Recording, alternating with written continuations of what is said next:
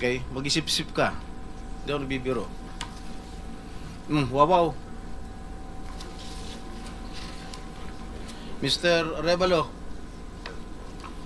kanina, nandito ako kanina, umakyat na ako. Pagbalik ko rito, nakatungo ka pa rin. Sino ba talaga kausap mo dyan? Gusto mo yung mic? Wala po, Your Honor. Pero ka ba abogado? Yes po, Your Honor. Ikaw may-ari ng Wawaw. Opo, Correct? Your Honor. Ano ba yan? Sole proprietorship, partnership, or corporation? Sold po, Your Honor. Sole, ikaw lang. Magkano paid up capital? Magkano capital mo dyan? Nung una po is 9 million po, 2017. 9 million. 2017 po, nag-start po kami. 17 po. 2017. Up to now. Hindi po. Sole proprietor pa rin hanggang ngayon. Apo. Okay. Paano ka naka-garner with 9 million as your capital? Paano ka nakakuha ng malalaking proyekto sa DPWH? Nag-start lang po kami nung 2019 po na may nagka-project po. 2019? Opo. Sino kausap mo? Wala po, Your Honor. Wala po. Wala kang kausap? Wala po. Okay. Involved ka sa Ghost Project? Your Honor, I invoke my right to self-incrimination, Your Honor. Ano nga? Pakiulit. I invoke my right for self-incrimination, Your Honor. What? I invoke my right against impunity. Ano? Senator Jinggoy. Malinaw Mr. Chair. Pwede bang... linawin muna natin yung sinabi kasi ang narinig ko, I invoke my right to self-incrimination. Against Incrimination, Your Honor. Against eh. Plus, Mr. Chair, dapat tumingin ka rin sa nagtatanong mo, Mr. Wow. Ayaw ba tumingin sa amin? Huwag kang kausap mo. Lamisa yung kausap mo eh. Senador yung nagtatanong sa'yo. Harapin mo rin. Thank you. Ano pa? Arevalo. Mr. Arevalo, meron kang abogado? Yes po, Your Honor. Is he here? He can give you legal advice. Yes po. Nandiyan ba abogado mo? Nasaan ang abogado mo, Mr. Arevalo?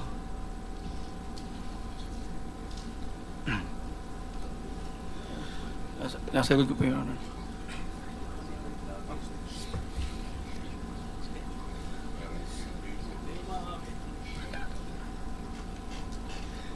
Hindi po.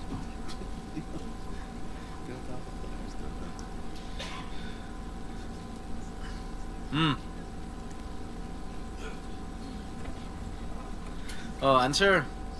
Tingnan mo na, so may in-advisean ka na ng abogado mo, ha?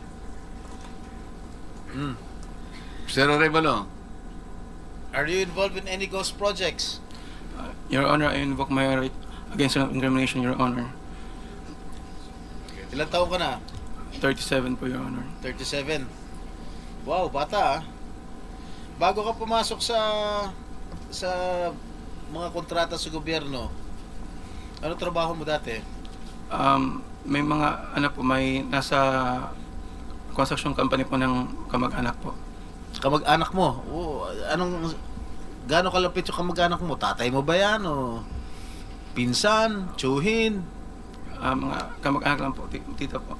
Kaya nga, sino ang kamag-anak? Kung namin kamag-anak? Tita po. Ha? Mga tita po. Tita mo? Po. Nasa construction business? Opo. Tinuruan ka? Naglayasan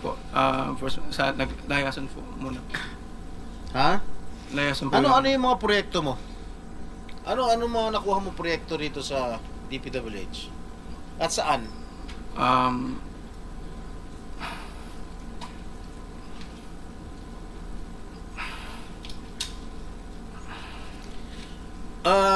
Mr. Arevalo, alam mo, malamig ulo ko ngayon ha. Pero pag ikaw, tumingin ka ng tingin na sa cellphone mo, hindi ko alam kung ano binabasa mo dyan, humarap ka sa amin. Yes po, Your Honor. Ikaw may-ari nito, di ba? Yes po, O Your di Honor. dapat alam mo. Ano yung mga proyektong na-awardan sa inyo ng DPWH at saan-saan? Ano po, Your Honor? Hindi ko po na alam po yung exact number po. Gusto mo ako magbigay sa'yo? Kung saan yung mga project mo? Gusto mo ako magsabi sa'yo? Come on. You're wasting our time. It's already 1:45. May session pa kami alas 3. At marami pa magtatanong. That is what I was trying to advise everybody. Kasi po, gagamitin sa session mamaya to 3 o'clock. Kaya nililimit po namin ang sarili namin na magtanong. So, Mr. Chair, Senator kung hindi naman Jinggoy, sumasagot ito hindi sumasagot agad-agad ito, how can you deduct it from my time? Hey, Mr. Arevalo, sumagot ka Yes po, agad. Your Honor. Ha? Yes po. Oh, alin-alin yung mga proyekto na na-awardan sa'yo ng DPWH at saan-saan to? Meron po kaming sa QC po, sa Metro Manila First. Meron din po sa Quezon. Bulacan. Your Honor, I invoke my right against self-incrimination, Your Honor. Anak ng patingo. Tinatanong ko, how can my question incriminate you? Tell me. Tinatanong ko lang saan yung proyekto mo. I invoke my right against self-incrimination? Sorry po, Your Honor. Ha? How can that incriminate you? Tell me. Pinapainit ng ulo namin dito eh. may incriminate siya kasi nga, hindi niya may tuturo ko siya dahil ghost project siguro. Oh, Dahil po may mga usapin na na may mga allegation po na mayroon nga pong anomalya. Kung magsasalita po ako, pwede po magamit laban sa akin. oo nga. Simple lang naman. Wala na ako tinatanong sa'yo kung ano. Tinatanong ko lang, saan itong mga proyektong na-awardan sa'yo ng DPWH. Ang dami mong binanggit na probinsya. Quezon. Ano pa? Ano binanggit niya? Quezon City. QC. Karamihan ito, Bulacan eh. Ba't di mo mabanggit ang Bulacan? Ha? Meron ka pa nga San Juan eh. Hindi mo binabanggit eh. Ha? Metro Manila First po yun, Your Ano? Honor. Sa Metro Manila First po yun, Your Honor. Metro Manila First? Yes po, San Juan po. Oh. Yun po yung pinakuha namin project 2019. Sige. Yung Bulacan, meron ba? Sagot.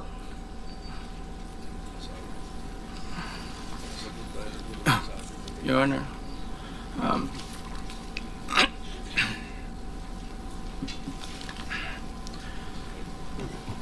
Uminom ka ng tubig.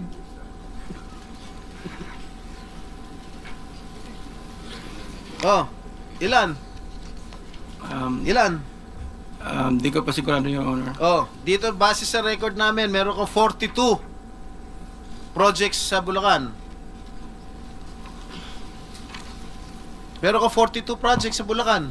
Yung bulk ng na-award na contract sa inyo ng DPWH, ang bulk mo nasa Bulacan. 42. Ha? 2 sa San Juan. 2 yata sa Quezon. Meron sa Ilocos Norte. Meron sa Caloocan. Meron sa Laguna. Yan, Bulacan lahat to. San Juan. Quezon City. Tsaka identical ang presyo ha. Identical ang mga presyo rito. 77 million, 77 million, 72 million, 72 million. Sino ba? Bakit ganon? Oh, Lahat ba last and final question. Lahat Meron ba ka ng 42 projects above, how Above? much? Yeah, 42 projects sa Bulacan, meron 90 million. Kaya nga above 50? Yes, about 50 million lahat. So, Mr. Arevalo, kung 42 projects ito, 42 plunder cases ito eh. Kanina sinasabi namin sa inyo, kung nakikinig po kayo, makikipag-deal kami sa inyo na po pwedeng hindi na kayo ipoprosecute criminally, magturo na lang kayo. Kasi sa palagay namin, hindi kayo ang most guilty. Kapag nakapagturo po kayo ng mga kasangkot talaga dyan, na talaga sila naman ang talagang talamak na sa paggawa nito, anong malay ninyo? Baka imbes na criminal prosecution, wag na yon. Bayaran nyo na lang ang gobyerno, pero magturo po kayo. Para meron po tayong kapuntahan talaga. Kasi kung ganito na lang tayo ng ganito, ikutan ng kito, mapipilitan po, puro plunder. Aharapin po ninyo 42 plunder cases. Hindi po fair sa inyo yun eh. Alam namin, hindi lang kayo ang sangkot dyan. Marami ang kasangkot dyan. Kaya, yung abogado po siguro nag-advise sa inyo kung nakikinig. Tingnan nyo rin po na maganda ring offer para sa amin ito. Makakatulong pa kayo sa bansa. Matigil na po ito. Meron ako ilang minutes yung video? Meron ako ipapakita with the permission of the chair. Siguro 1 minute lang na video. Tingnan mo, Mr. Arevalo, kung project ng Wawaw to.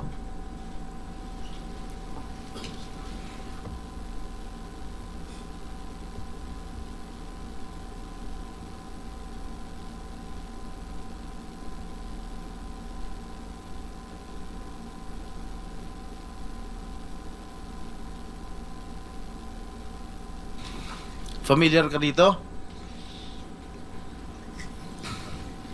Familiar ka, Mike? Hindi po, Your Honor. Hindi. Dahil, hindi ka nga talaga magiging familiar dahil ghost nga. Tama? Yan. Ang nakalagay dyan sa report, completed. Nakakubra ka na. Nabayaran ka na ng gobyerno. Pero, hindi pa completed. Tama ba, Miss Cabral? Are you aware of this?